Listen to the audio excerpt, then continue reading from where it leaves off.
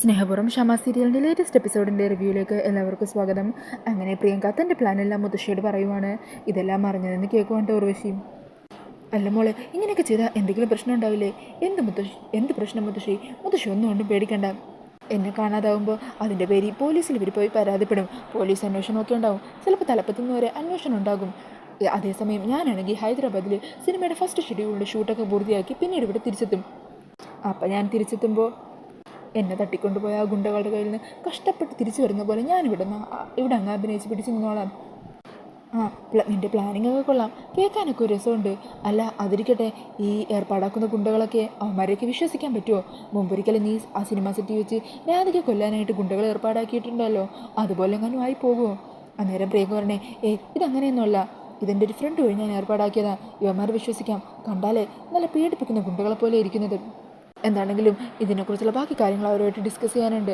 ശരി മുത്തശ്ശി, ഞാൻ പിന്നീട് വിളിക്കാം. അങ്ങനെ പറഞ്ഞ് പ്രിയങ്ക കോള് കെട്ടാക്കുവാണ്. പിന്നീട് കാണിക്കുന്നത് യശോദയുടെ തൊള്ളിങ്ങനെ ചാരിക്കിടക്കുന്ന രാധികേനെയാണ്. ഈ സമയം രാധിക പറഞ്ഞേ, അയ്യോ ഞാൻ ഫിദാമ്മടുത്ത് വിളിച്ച് കാര്യം പറയാനായിട്ട് മറന്നുപോയി.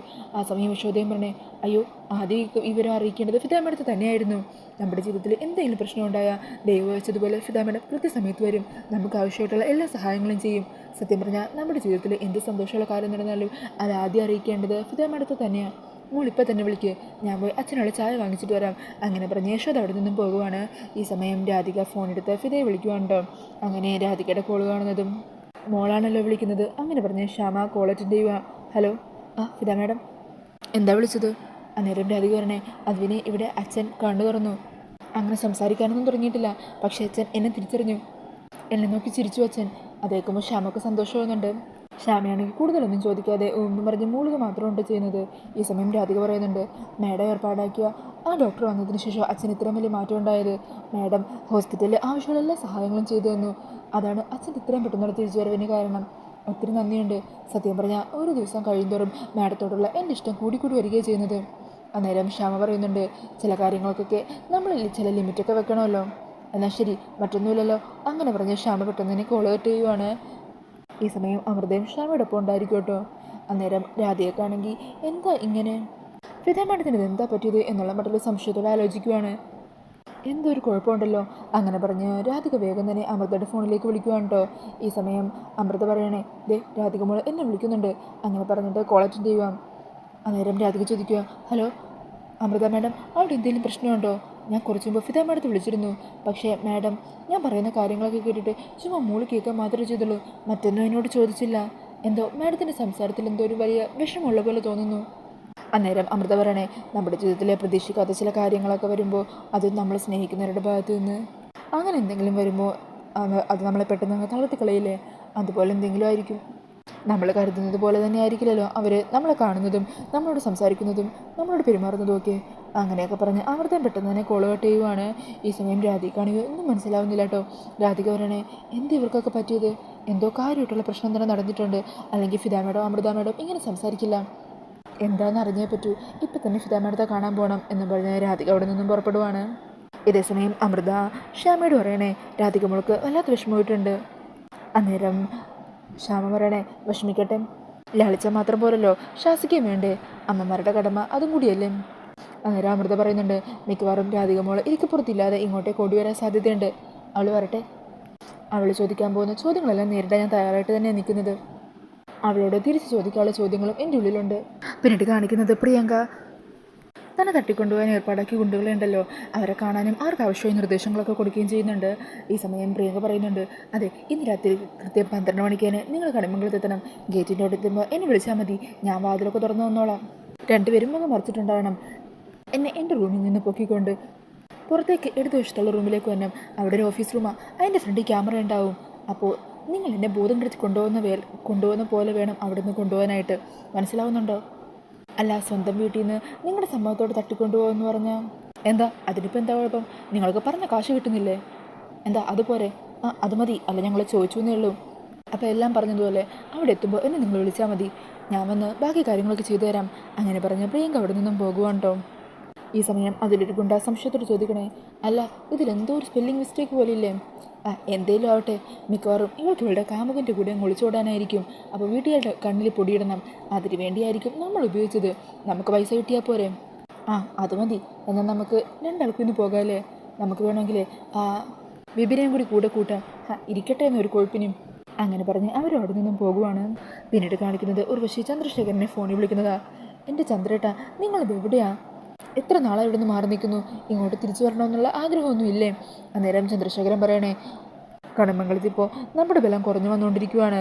അതുകൊണ്ട് അവിടെ എങ്ങനെയെങ്കിലും നിലയുറപ്പിച്ച് നിൽക്കാൻ പറ്റുന്ന എന്തെങ്കിലും ഒരു കച്ചിത്തുരുമ്പുണ്ടാക്കിയിട്ട് എനിക്ക് അങ്ങോട്ടേക്ക് വരാൻ പറ്റൂ.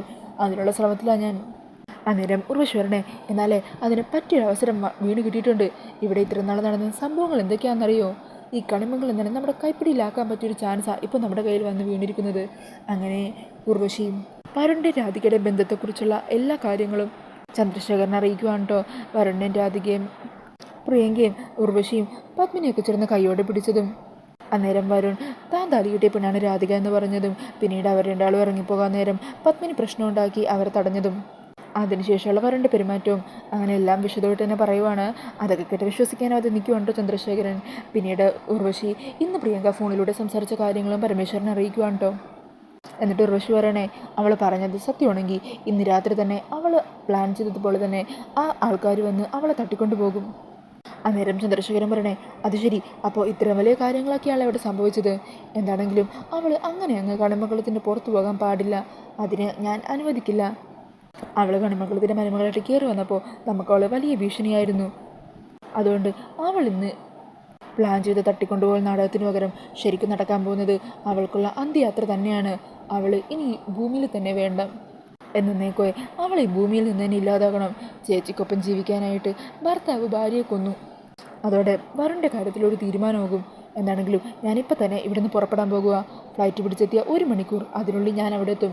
പ്രിയങ്ക തീരുമാനിച്ച കാര്യങ്ങൾക്ക് മുമ്പ് ഞാൻ അവിടെ എത്തിയിരിക്കും. ഗോതത്തിനോടൊന്ന് റെഡിയായിരുന്നോളാൻ പറഞ്ഞു. അന്നേരം ഉർവശി പറയണേ, അത് ശരി, അപ്പം ഞാൻ ഈ കാര്യങ്ങളൊക്കെ പറഞ്ഞത് കൃത്യസമയത്ത് തന്നെയായിരുന്നു അല്ലേ? പിന്നല്ലാതെ. അങ്ങനെ പ്രിയങ്കയെ ഇല്ലാതാക്കാൻ തന്നെ പ്ലാൻ ചെയ്യുവാണ് കേട്ടോ ചന്ദ്രശേഖരനും കൂട്ടരുമൊക്കെ. പിന്നീട് കാണിക്കുന്നത് ആറ്റുവാശ്ശേരിയിലെത്തുന്ന പ്രിയങ്കേനെയാണ്. ഈ സമയം പ്രിയങ്ക വരുന്നതും കാത്ത് പ്രിയങ്കയ്ക്ക് ഇഷ്ടമുള്ള ഭക്ഷണമെല്ലാം ഉണ്ടാക്കി കാത്തിരിക്കുകയാണ് മുത്തശ്ശി. അന്നേരം പ്രിയങ്ക അങ്ങോട്ടേക്ക് ഓടി വന്ന് മുത്തശ്ശി കെട്ടിപ്പിടിക്കുകയും ഉമ്മയൊക്കെയൊക്കെ ചെയ്യുന്നുണ്ട്. അന്നേരം മുത്തശ്ശി പറയണേ, എത്ര നേരം ഞാൻ നിന്നെ കാത്തിരിക്കുന്നു, ഇവിടെ ഇരിക്കുക, ഇതെല്ലാം ഞാൻ നിനക്ക് വേണ്ടി ഉണ്ടാക്കിയ ഭക്ഷണം.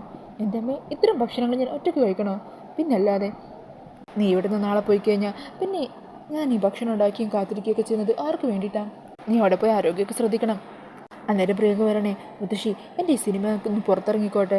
അതിനുശേഷം ഞാൻ വലിയ ആളായി കഴിയുമ്പോൾ ആരാധകരൊക്കെ എന്നെ ഇൻ്റർവ്യൂ ചെയ്യാനും മറ്റുമൊക്കെ വരുമ്പോൾ ഞാൻ പറയും എൻ്റെ ഈ വിജയത്തിന് എല്ലാത്തിനും കാരണം എൻ്റെ മുത്തശ്ശിയാണെന്ന്. അന്നേരം മുത്തശ്ശി ഉണ്ടാക്കി തരുന്ന ഈ സ്പെഷ്യൽ വിഭവങ്ങളെക്കുറിച്ചൊക്കെ ഞാൻ പറയും. അതെല്ലാം അങ്ങ് വൈറലാക്കട്ടെ എന്ന്. ഈ സമയം മുത്തശ്ശി പറയണേ, എൻ്റെ പ്രിയങ്കമോളെക്കുറിച്ച് ഈ നാട്ടുകാർ മൊത്തം പറയുകയും ടി വിയിലും പരസ്യത്തിലൊക്കെ നിറഞ്ഞു നിൽക്കുന്ന പ്രിയങ്കമോള് അതിനു വേണ്ടി തന്നെ മുത്തശ്ശിയും കാത്തിരിക്കുന്നത്.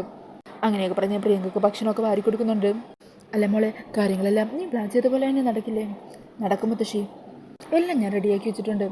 ഇന്ന് രാത്രി 12 മണിക്ക് തന്നെ ഞാൻ ഏർപ്പാടാക്കിയ ആളുകൾ അവിടെ വരും. നാളെ രാവിലെ കണിമംഗലത്തെ മരുമകളെ ഒരു കൂട്ടം ആൾക്കാർ തട്ടിക്കൊണ്ടുപോയെന്ന വാർത്തയായിരിക്കും എല്ലാവരും കേൾക്കാൻ പോകുന്നത്.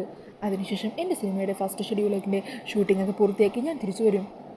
അന്നേരം ഞാൻ വരാൻ പോകുന്നത് എന്നെ തട്ടിക്കൊണ്ടുപോയ ആ കൊടൂര ഗുണ്ടകളുടെ കയ്യിൽ നിന്നും അതിസാഹസികമായി രക്ഷപ്പെട്ട രീതിയിൽ വല്ല ഓടേന്നോ തെരുവിലോ മറ്റുമൊക്കെ കിടക്കുന്ന പോലെ ഒരു സിനിമ ടച്ചിൽ തന്നെയായിരിക്കും ഞാൻ തിരികെ വരാൻ പോകുന്നത്. പക്ഷേ ഇതെല്ലാം പ്ലാൻ ചെയ്യുമ്പോഴും എൻ്റെ മനസ്സിലൂടെ നിന്ന് പോകാനായിട്ട് ചെറിയൊരു വിഷമമുണ്ട് ആ രാധികയുടെ കാര്യം ഓർത്തിട്ട്. അന്നേരം മുത്തശ്ശി പറയുന്നുണ്ട്, അവളുടെ കാര്യം ഓർത്ത് എൻ്റെ മോൾ ടെൻഷനാക്കിയേ വേണ്ട. മോൾ ഇവിടെ തിരിച്ചെത്തുന്നത് വരെ വരുണിൻ്റെ അധികം ഒന്നിക്കാതിരിക്കേണ്ട കാര്യങ്ങളെല്ലാം ഈ മുത്തശ്ശി ചെയ്തോളാം. ഇനി ഇത് ദേവനല്ല ദൈവം തമ്മിലാണ് അനുഗ്രഹിച്ചാലും തരി അവരെ ഞാൻ ഒരുമിച്ച് ജീവിക്കാനായിട്ട് അനുവദിക്കില്ല. മുത്തശ്ശിയുടെ വാക്കുകൾ കേൾക്കുന്നതും സന്തോഷത്തോടെ നിൽക്കുന്ന പ്രിയങ്കയെ കാണിച്ചുകൊണ്ട് എപ്പിസോഡ് തീരുവാണ്. അപ്പോൾ ഈ ഒരു റിവ്യൂ ഇഷ്ടമാണെങ്കിൽ മറക്കാതെ വീഡിയോ ഒന്ന് ലൈക്ക് ചെയ്യണേ. ഇതുപോലുള്ള കൂടുതൽ റിവ്യൂസിനായിട്ട് ഈ ചാനലൊന്ന് സബ്സ്ക്രൈബ് ചെയ്തും കൂടി സപ്പോർട്ട് ചെയ്യണേ. താങ്ക്